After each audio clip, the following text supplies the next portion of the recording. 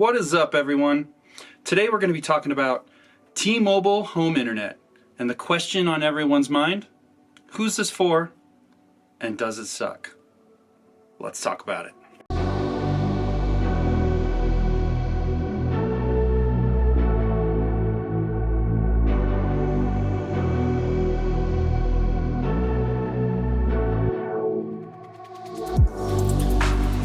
So first things first, as soon as we got this home, my son was very eager to unbox it. So I'm going to put a clip up here of my son unboxing the T-Mobile gateway.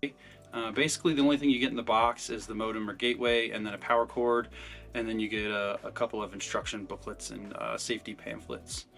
Setup is a fairly easy process. So you download the T-Mobile Home Internet app on your Android or iOS device, and then from there it walks you through what you need to do. And what I really liked about the app is it'll actually show you which direction the signal for your cell phone tower that you'll be utilizing for the home internet is, and so that helps you place it properly within your house. So from there you'll scan a QR code on the back of your router, and then you will just follow all the prompts in the app, and it'll walk you through setting up.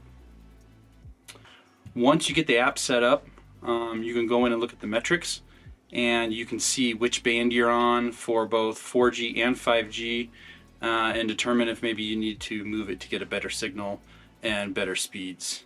We had a couple of issues when we first got our modem, and it ended up just being a firmware problem. So we have iPhones, and we were unable to rename the SSID of our network to make it the name of what our old network was, so we didn't have to reprogram all of our devices. And for whatever reason, when we clicked apply, it would say success, but then it would never actually change or do the things it was supposed to do in the app. It said that it would reboot the modem, apply the changes, and that just didn't happen on our iPhone.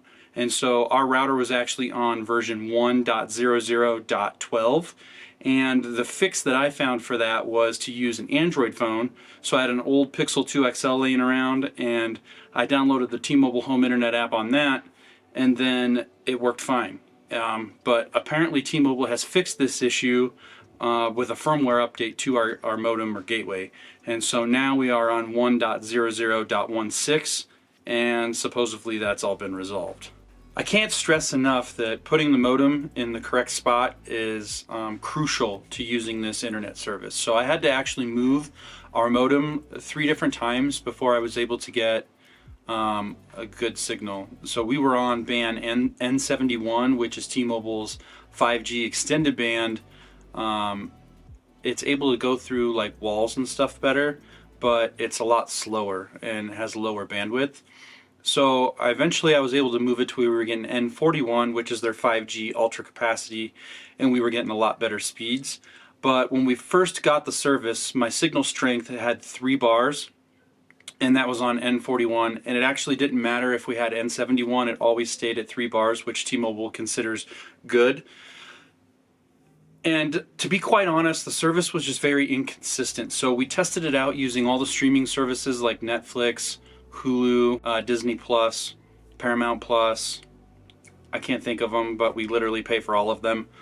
And it worked okay until you were trying to use multiple items all at the same time. So if like one person was watching TV, maybe 2, it was okay.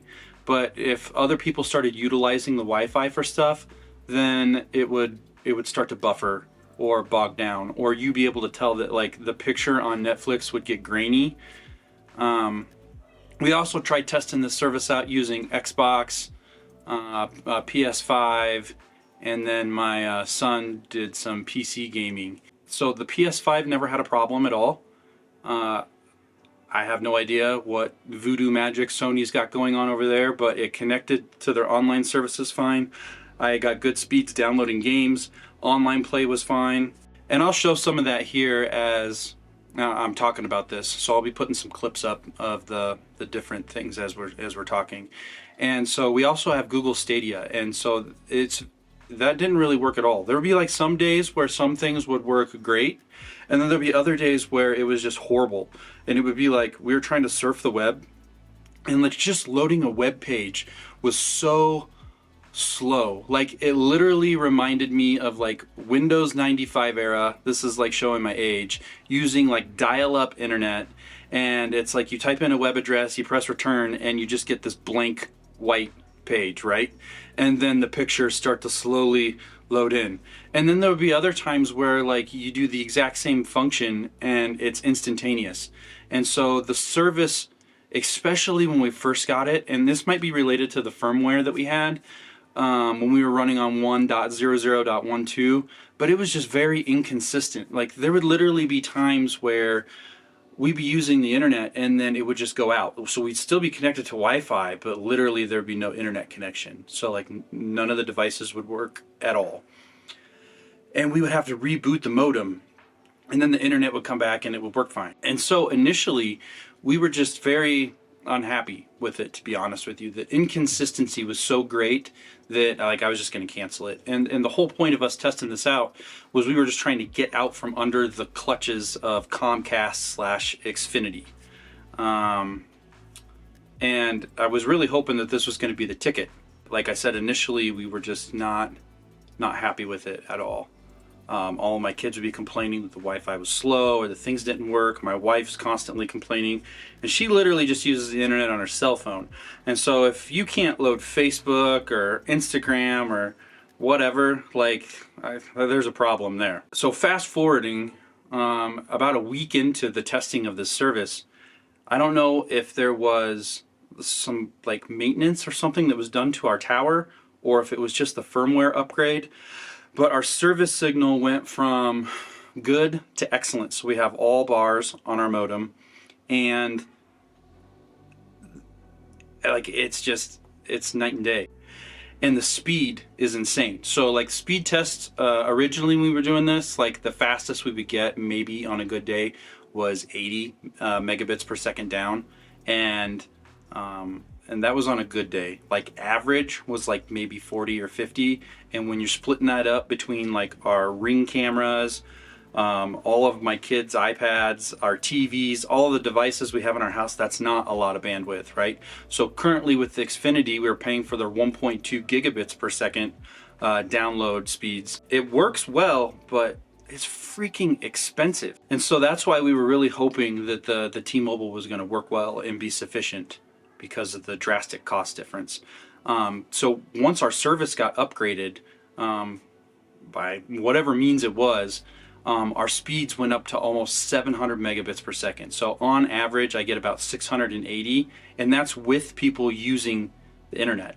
So like all of my kids could be using their tablets, we could have Netflix going, and I could do a speed test and I would get 680 megabits per second down and like 80 up, which is great. It's insane. So it went from being extremely inconsistent to consistent. I haven't had to reboot my modem in over a week. And we've only had it for like a little over 2 weeks now, I think. And it's been good. So it's looking hopeful that we will actually keep it and cancel our Xfinity at this point, because now since the services went to excellent, we're able to stream multiple devices all at once. So like my kids can all have like Disney Plus or Netflix or whatever going. We can have our cellular devices on the Wi-Fi and it works fine. And then I'm able to also play like Xbox or something. It's gotten good enough to where both my son and I can both play a game on Xbox Live at the same time while in a party talking to people, and there's no issue. There's no lag. The game loads just fine, and so that's great. The one problem that we still have, which we had when we had the lower service as well, is for whatever reason with my son's gaming PC, and I don't know if it's like a Windows issue, but he has really high ping. And so if I run a speed test, I can get a ping of like 39. I think the lowest we've gotten is actually 20. But on average, it's mid 30s. Sometimes low 40s. When he plays games like over Steam or whatever on his PC, his ping is really high. Hey guys, so we got an update. So while I was recording this video, we actually got an Amazon delivery, and it was some PowerLine adapters that I had ordered from TP-Link. And so what we were trying to do with these was we're trying to get the ping lower for my son's PC gaming. And so I took a little bit of time, paused recording the video, and we tested these babies out. And I have to say, I'll put this up on the screen now, but previously my son was not able to play like Tom Clancy's Rainbow Six on the PC, and his ping was so high it was just unplayable, and we got his ping down into the 40s. But for anybody else that's looking to do this, this is what we got. And we went with these because it has a higher bandwidth, and it was the 2x2 MIMO, which was the only adapter I could find that was like this. And so they cost a little bit more money, but I think it was worth it in the end. So who is this good for? I think that the service is going to vary depending on where you live and how close to a tower that you are. And so it's gonna differ basically, which is not necessarily a good answer, but luckily T-Mobile offers a test drive, so you can use it for a month for free. And if for whatever reason it doesn't work for you, all you have to do is return the modem. There's no charge to get the modem, and you're not out anything. You don't owe them any money, and you basically got to use the service for 30 days for free to see if it works. So much so that when I plugged my address in on the website, it said that the service wasn't available at my address. So I went into the store and I talked to a representative, and they actually gave me a modem anyway to bring home to try out. So I thought that was really cool, and especially since whatever's happened to our tower and that our service is good now, we're hoping that it works out. I do think that if you're someone who just surfs the web and you're checking emails, you might stream Netflix or something like that occasionally, but you're not playing PC games, the service is probably going to work well for you, as long as you can get a couple of bars of signal. One thing that I found that was really weird about the service is that Xbox online services just don't work very well in general. And it doesn't matter whether the signal quality is good or bad. It's definitely way worse when the signal quality on our router was just good. It would go to this thing where I would try and play a game online, and you go to multiplayer, and it would say that I'm not online and I'm not connected to the servers. And it was across multiple games, so it wasn't specific to like Call of Duty or Halo or whatever game you're playing. It just didn't work, and I constantly have to back out and then go back into multiplayer, and I have to do this repeatedly in order to get it to connect to the server and play. And then it would just drop out sometimes, so you'd be mid-game, and then it would disconnect from online services and you'd be out of the game, which really sucks. So since the service is better, and we now have excellent on our signal strength, and our speed's a lot better, the Xbox services works a lot better, but it's still not perfect. It's kind of glitchy sometimes, and I don't know if that's because the NAT is moderate, or what, if it's just having problems connecting to their servers. But PS5 works fine. Stadia now works fine. And we don't have any problems with any of the streaming platforms at all for video services. I'll throw some links down in the description for everybody for the PowerLine adapters that we ordered for this video. That way, if anybody else is interested in checking them out, you can do so. I'll also throw a link down in the description for the T-Mobile 5G home internet service. So if anybody else is interested in getting that, then you could check that out as well.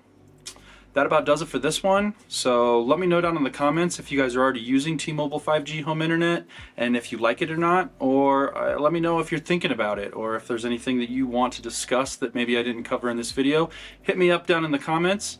Other than that, that's it for this one, guys. So peace.